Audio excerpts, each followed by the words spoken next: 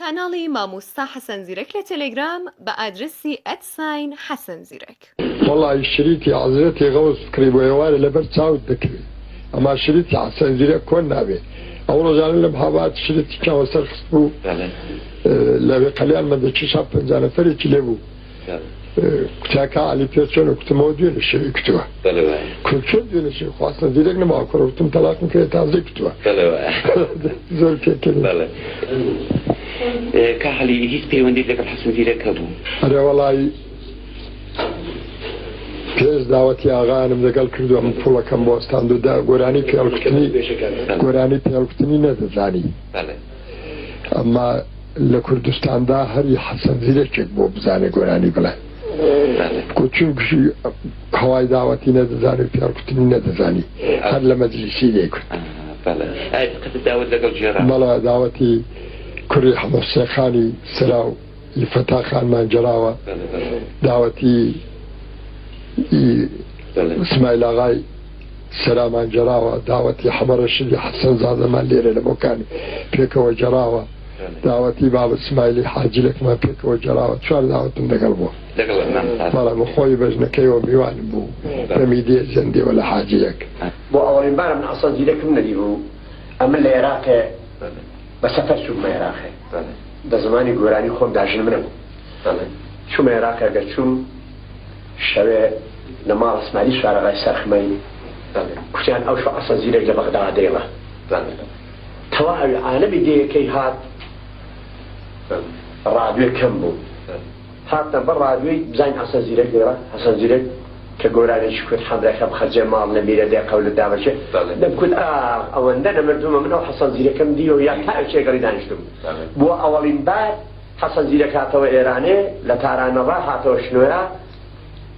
لە شنوێ بوو لەگوڵ هاتە ساڵاغێ ئەمنەوە گۆرانێ دەڵام مەزورم ئەسەن زیرەک و ئەوە نییە پسم سەری لە هەڵانم دوو بەرامبەری ئەسەن زیرەکم نێوان کرد بوو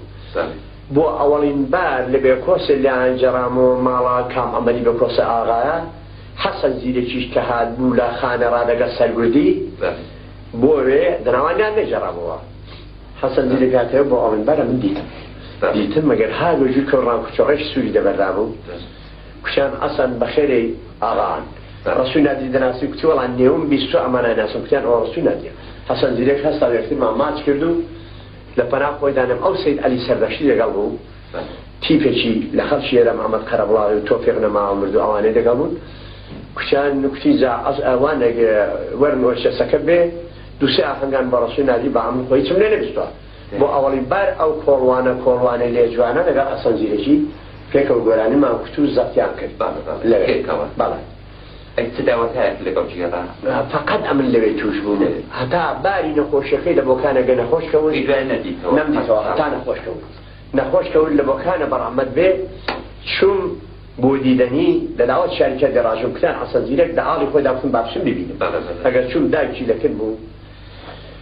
هەموو جەسەتی بەدەنی وەک زەردێنەی هێلکەی زەرد ببوو دایکی لەکەم بوو دەبن سەری بوو کوتم دەناسی ئەسەن کوتی من وام لاتۆ تۆ نەناسم کوتم چێم کوتی دەناسم نەیدەناسم کوتی دەناسم نەیدەناسم کوتم من ڕسووی نادی ئیدی گریا ماچی کردم لە پەناح خۆی دانا ئیدی نەمدیەوە وڵا زۆر ڕفێک بووین بەیەکەوە حتا کونێ ئەم خێزانمەکە زەمانم بۆ کرد خۆلی ئەم خێزانم ئەو کردی ئەو نەبەرادەر بووی وڵا لە شایە ناهات بۆ شاویشت نەدەهات وەلی بۆ خۆمان لە ماڵی یەکتری داوەتە بینیا ماڵی ئەمە ئەو پێکەوە گۆرانیمانە کرد وەلی ئەو دەم زەت سەوتشت نەبوو تۆمار کرێ دەگەڵ ماساسم لەشی ئەمن ساڵی 50 هاتێرە تشکیان ئەمن نەریتە شتێکی یانی واقعێتەکە تعریفکردن لە خۆم چون علاقەم بە هونەرمەندانە یعنی متاسفانە لێمەشدا کەسی هونەرمەندان ناناسی خەدی هونەرمەندان ناناسی هەتا نەمرێت ئەگەر من دیشی دەست دەیزوانەکە حەقەت ئەم نەوەندەی کە خدمەتم بە هونەرمەندان کرد و ئاساری وانی دەست کردووە کە ئەلانەکە گۆرانشی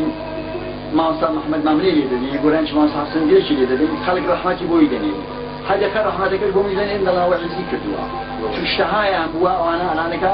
شاید سانسۆر کرا دەلان نەکوترێت یان نێڵێن یان نەبووە یا لەبەیتوە ما بود ولی لکن ناساریه. فردا که ما سالم دیگه شاید یه یک سالی بگم بود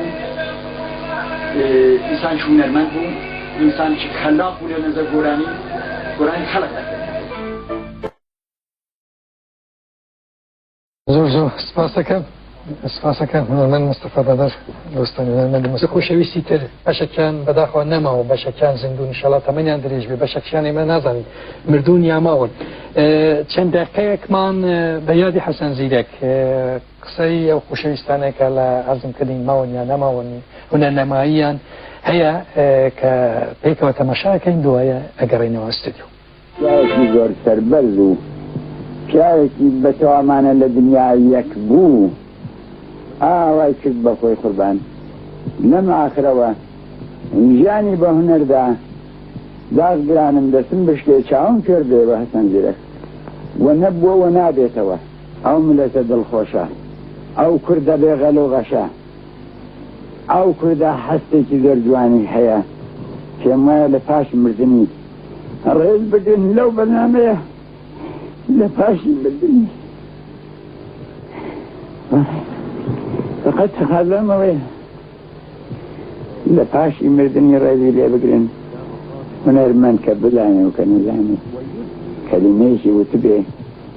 حتمن بە هونەرتان زانیوە حیفە لە مردنا شۆنی کەون ئەرێ بە زیندوی شۆنی کەون بە قوربانتان بن حەسەن زیرەک سوپاتێکی زۆر پیاوانەی هەبوو هیچی خۆی نەبوو هەرچی لە دنیا پەیدای دەکرد لێرا بە خەڵک یەک لەو سوپاتانەی کە هەیە نمونەکەی ئەوەیە کە ئەمن برایەکم وە براکەم فەلەج بوو کەم بۆ هێمشە خاسی حەسەن زیرەکم هەر بەخۆشی لە یادا فەلەج بوو یەک نفەر ڕۆژی ڕەفیقێکی هات بۆ لای محەبە ساڵان فەلەج بوو بە جوانی فەلەج بووە بەتا هاتە لای وتی وەڵا ئەمن دەمێت بۆ بنووسم بۆ جێگایەکی کە چەرخێکت دەنێ سواری بی پێی بگەڕێ ئەم سەزایەکی لە ڕۆژنامەکان ئەوەی نووسی بوو یا مجلە بوو یا ڕۆژنامە ئەو دێنی حەسەن زیری لە تارانێ لە رادیۆی کاری دەکرد لەگەڵ ژنەکەی لەگەڵ مێدیاخانێ کە ڕۆژنامەکەی مجلەکەی دەبەندی خوێندنەوە دەی ناخێ دەڵا و فڵانە کەسە مێدیاخانش بۆ دەساباغی بوو نەکە هەسا بوو پاسێکی هەبوو و پاسەکەی فرۆژی چورا و بچەخ هێنا بۆ کاتمی هێنا بجا ئەو سپاتەی هەبوو سپاتێکی زۆر مەزانەی هەبوو خانندەیەکی زۆر بە نێوبانگ بوو خداوەند یەدێکی دابوو بەو کابرایە یا ڕەبی غەرقی ڕەحمەتی خدا بێ شەوێ ئەگەر دەنووست بەیانی هەڵدەستا ئەگە دەهاتینە سەربەزم هەروە مزمزەیەکی لە دەنگی خۆیەوە دەکرد ئەوە فڵان ئاهەنگم بۆ لێدەن وەڵێ مەژوەدی زەمزەمەکەی وی دەکوتی ئاهەنگەکەمان پاق دەکردوە دەستی پێ دەکوت هەشت چەند ساڵ عەمری بووە ئەو کابرایە هەموو شەوێ ئاهەنگێکی دروست دەکرد هەموو ڕۆژە ئاهەنگێکی دروست دەکرد ئاهەنگێکی گەل هەنگ کتبایی تبێنی نەیدەکوتەوە پێوێت ئاهەنگ ساز و شتیوای هەبێ نە ئاهەنگ سازی هەبوو نە سەوادی هەبوو هەر ناتقێک بوو خداوەند یەدێکی دابوو خانندێکی وەک حەسەن زیرەک نە هەیە نەدەبێتەوە مەگەم ئادەم و هەوا خدا زندوی کاتەوە و تازە حەسەن زیرەکێکی کە بێنێتە دەرێ لەگەڵ هونەرمەندێکی بەڕێز بوو لە دڵی ملەتیدا بوو عالەم خۆشیان دەویست و ئەمەش دو سێ ساڵ لە خزمەتیدا بووین و لە خزمەت ملەتیدا بووین ئەو وەختی پاشانی دەگەهێنانە بۆکانی هەتا مرد هەر دەگەڵی بووم و لە نانۆشکێنش ناشتیان هەر دەگەڵی بووم و حەزت دەکەم وەختێکی خدا کوتە بە خاشە مسپار هەر دەگەڵی بووم و ئەو خاتران فەرمان پێکەوە زۆرە هذا أصلا بلتي رحمتي اسمتنا وقتنا